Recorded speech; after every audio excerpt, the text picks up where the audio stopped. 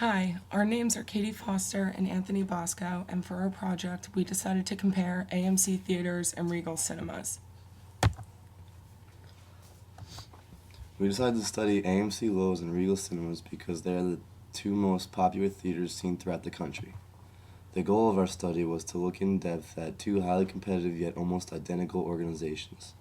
We wanted to gain an understanding of the culture that underlies each organization's communication practices.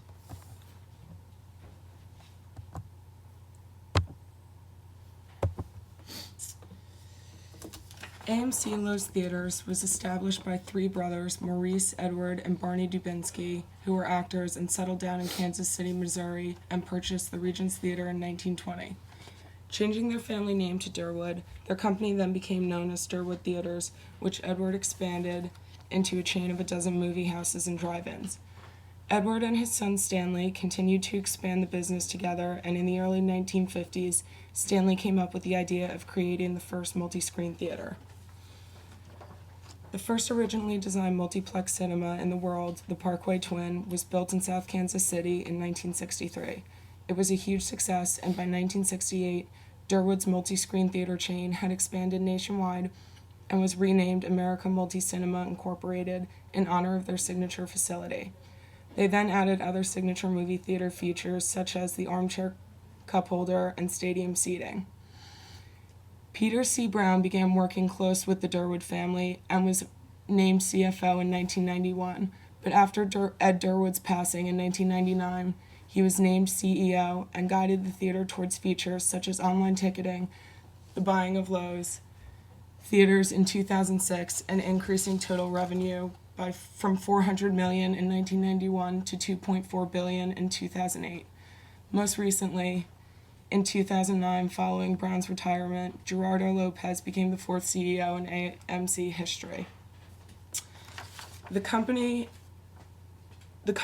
founders of the company wanted to serve the best films and entertainment of the day and believed in treating their guests how they would want to be treated and shared this approach with their future generations. They advertise themselves as providing a warm, at-home, friendly movie experience, and they also give back to several foundations and charities within their communities. Nationally today, AMC has 382 theaters and 5,342 movie screens. The Regal Entertainment Group is the company that operates the largest and most geographically diverse theater circuit in the United States. Regal Cinemas was founded in 1989 and have been forming successful relationships with other charitable organizations to help give back to the community. They have 6,683 screens in 537 theaters in 37 states and the District of Columbia as of February 24th, 2011. They also have 244 million annual attendees for the fiscal year ended December 31st, 2009. They have theaters in the 42 of the top 50 U.S. designated market areas, and on average per location they have 12.4 screens, which can be compared to the North American Motion Picture Exhibition Industry average in 2009, which had 6.6 screens per location. The Regal Entertainment Group corporate offices are located in Knoxville, Tennessee, and this is also where Regal Cinemas was formed. The Regal Entertainment Group offers stock to the public. The common stock is called RGC, and as of March 1st, 2011 at 4 p.m. Eastern Time, the price of the stock was $14.41, which is down 32 cents. The high of the stock was $14.70, and the low of the stock was $14.25. In 2003, it seems that the price was higher and was around $25, but now it's down, showing that the company has been declining in the past 10 years. A quote that's offered on the website by Regal is, "Across the United States, Regal Entertainment Group gives back to the communities that our theaters serve. We concentrate our support with selected organizations in order to make the greatest impact. Regal Entertainment Group and the Regal Foundation are extremely proud of the successful relationships we have built with our charitable partners." Another quote is of the Regal Foundation mission statement, which goes, "The Regal Foundation is committed to improve the quality of life in communities in which we operate by providing funds and other resources to aid the initiatives of national and local charitable entities dedicated to assistance of persons affected by economic, social, physical, or educational disadvantage. For our research, we observed the organizations from an outside perspective and were able to see how the employees interact with management and customers.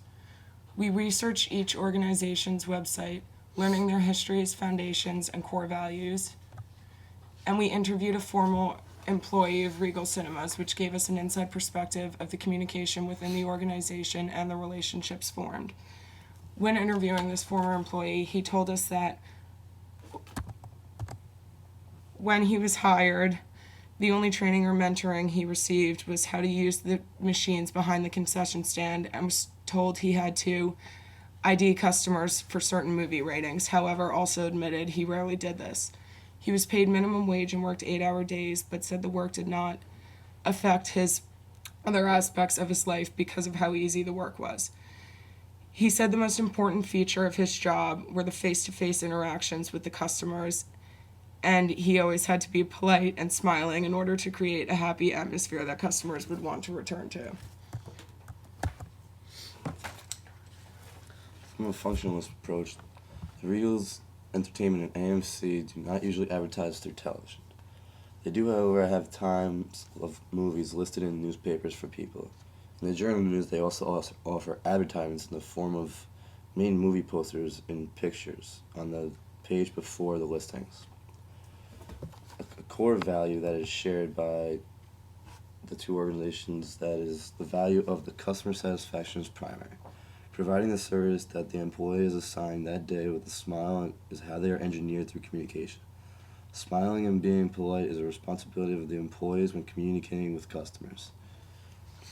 The employees of both entertainment groups understand and carry out their shared principle of total customer satisfaction. The correlation between employee personality and customer happiness is strong, and the managers know this. A smile and a friendly attitude are just as much a part of their uniform as their name tags. The only area that I feel could use improvement is the sense that customers may feel like employees are treating them as a number. This, however, is extremely hard to avoid because generally all customers are there to buy and do the same thing, and in addition, employees serve as many people in a very short time. Managers are also absent from view, leaving the employees to their discretion. The two organizations we chose to study were even more similar than we expected them to be. Both entertainment groups have the same core values, very similar approaches to satisfy every customer. They are unique in small ways, however, such as the way they set up condiment stations for popcorn and snacks, while what kind of arcade games they have in the lobby to entertain small children, or whether the cup holder is placed in the armrest or in the back of the chair in front of you. The main differences between the two are not fundamental and are based more on the physicality of the organization and not the values that operate it. From an interpretivist approach, a shared view of the customers and the employees at both organizations is that the atmosphere is more laid back than at other organizations. Customers recognize the nonchalant movements of the employees, and the employees recognize that customers go there to relax and are there for their own personal benefit. The relaxation atmosphere provided by the organization sets up the lax attitude that is shared by everyone. The general perspective of everyone as a whole is that these organizations are there to provide a day of fun. These views are verbally and non-verbally communicated by the employees' uniforms, which are casual and comfortable, and the high number of adolescent employees give the organization a younger, more relaxed feel. The employees do not try serving customers the moment they walk in. Rather, they wait to be approached and allow the customer to explore the lobby at will. The employees' behaviors towards one another is also telling. They talk very informally amongst themselves, laughing and talking as if they were out with friends. One slight difference in the two theaters is the placement of the security guard by the ticket booth at Regal Cinemas and the placement of the security guard in the parking lot at AMC Cinemas. Both areas are two areas of high concern and show that both organizations are concerned with potential risks to the theater employees and customers.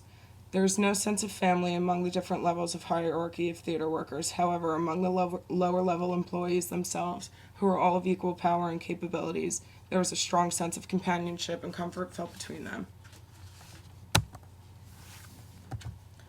From a critical approach, the most dominant view of both organizations' employees is that they are the lowest on the totem pole, behind the manager and even the customers. The employees are required to do their job with a smile and to be polite to customers, so that the customers will come back to the theater for the next movie.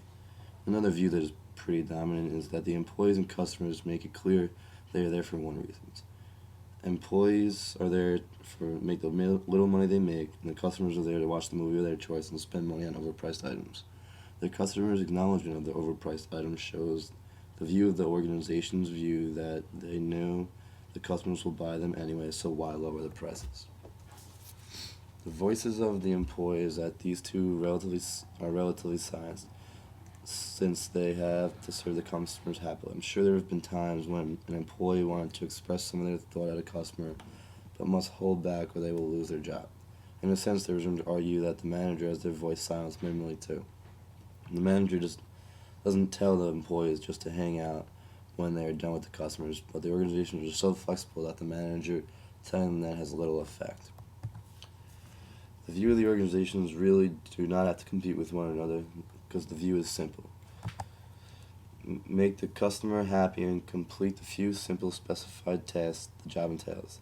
The managers are not the face of the theaters, the employees are. However, the managers have absolute power over them to decide who or what stays and who or what goes. These values do not compete with another unless violated, forcing the manager to step in and create a change. The employees know if they do what they are expected, they will probably have minimal contact with managerial personnel, and as long as the customer remains happy, the employees are free to act at will without the peering eyes of managers over their shoulders at every moment.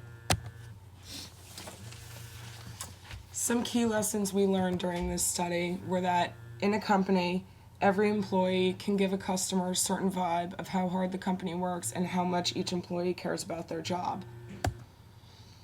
A company's hierarchy is also very easy to figure out just by observation and by a person's attitude and how people act towards them. The physical appearance and presentation of an organization's company sets the tone and expectations for what is expected by the customer. A laissez-faire managerial technique can work both for and against the advantage of the company and its employees. If the companies are efficient and complete their tasks as they should, this style is very beneficial because it gives both managers and employees their free space. However, if the employees take advantage of this freedom, it can be detrimental to the company's success. Everything that these two types of organizations do and how they do it is for one purpose: to increase customer satisfaction, which will in turn increase their profits. A suggestion for the manager to get things done more efficiently and not have the employees sitting around talking is to check on them more often. The manager can make his presence known so the employees have more incentive to be constantly working, even if it is just cleaning a slushy machine. In addition, the manager should also establish a more equal relationship with the employees so they feel comfortable approaching the manager with any concerns and are willing to ask for help if need be. A suggestion for the employees could be to work hard all the time and make sure the customer feels comfortable and satisfied. Therefore, when the few times that the manager comes out, he sees this and could maybe help them move up to a managerial position or even just get better hours on the job. This will also allow employees to gain positive reviews from customers, allow the employees to maintain their freedom, and allow the managers to stay off the floor and focus on other components of the company. A suggestion for the stakeholders could be go see more movies or try to come up with new ideas for movies so people keep going and go more often. They should gain their own opinion of the organization as a customer and voice their opinion throughout the company to better improve the organization. Stakeholders have a lot of power within companies and have the ability to help change the direction of the company. Our goal of this project was to look in depth at two very competitive but very similar organizations to try and find differences within their culture and communication practices. Unfortunately, both organizations are basically owned and operated in the exact same way, and we are unable to identify any fundamental differences